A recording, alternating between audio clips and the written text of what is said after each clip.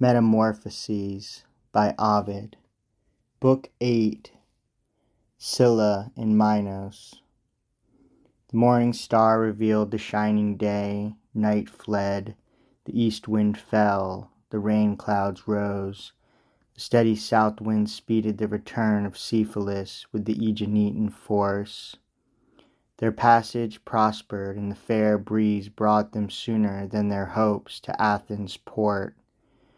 Minos by now was laying waste the shores of Megara, testing his martial strength against the city of Alcathois, where Nisus reigned, a venerable king, upon whose head, crowning his locks of white, there gleamed a purple tress, the talisman and magic guarantee of his great realm.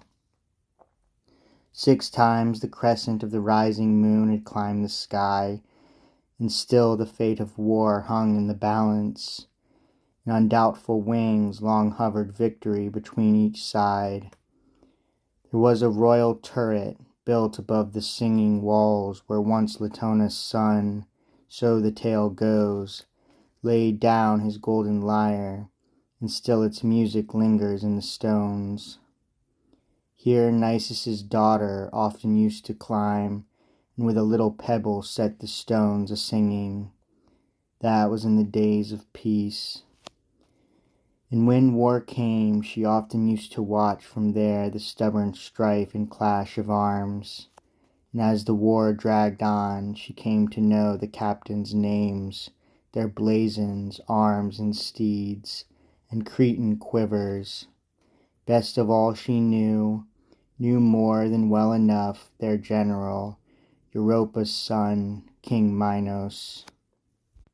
When he wore his fine plumed casque that hid his face, she thought him splendid, helmeted. If he put on his shield of shining bronze, the shining shield enhanced his beauty. When with arm drawn back, he hurled his long, lithe spear, the girl admired his strength and skill. And if he drew the string and set an arrow to his long, curved bow, she swore Apollo, shafts in hand, stood so. But when, unhelmed, he showed his face and rode in royal purple on his milk-white steed, with trappings gay, and reined the foaming bit, ah, then she gazed, almost beside herself, almost out of her mind. Happy, she thought, the javelin he touched, happy the reins he gathered in his hands. An impulse came to make her way where that allowed, across the hostile lines, a girl among the foe, a wild impulse to leap down from the turret into the Cretan camp, or open wide the bronze-barred gates, or any other thing Minos might wish. And as she sat and watched the white pavilions of the island king, this tragic war, she thought, I cannot tell whether it brings my heart more grief or joy, grief that Minos, my love, should be my foe. Yet, save the war, I had not seen his face. Still, if he held me hostage, he could end the fighting.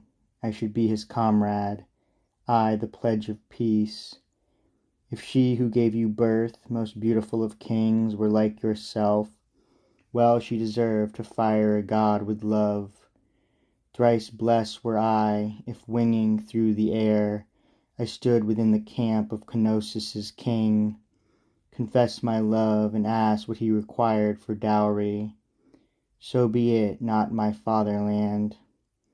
Perish my hope of marriage if the price were treachery, yet many in defeat find profit through a victor's clemency.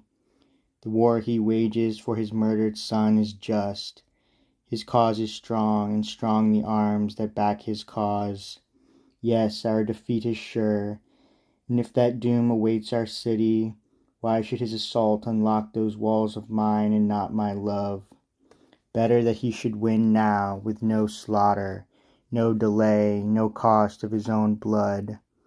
Then, Minos, I'd not fear some blundering oaf might wound you.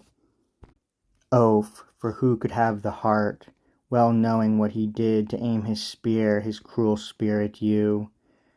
My start is sound, I stand in my resolve to give myself, and as my dowry give my country too, and so will end the war. But more than will is needed, sentries guard every approach, the gates are locked, the keys my father keeps. My father, him alone, alas, I fear, alone he thwarts my hopes.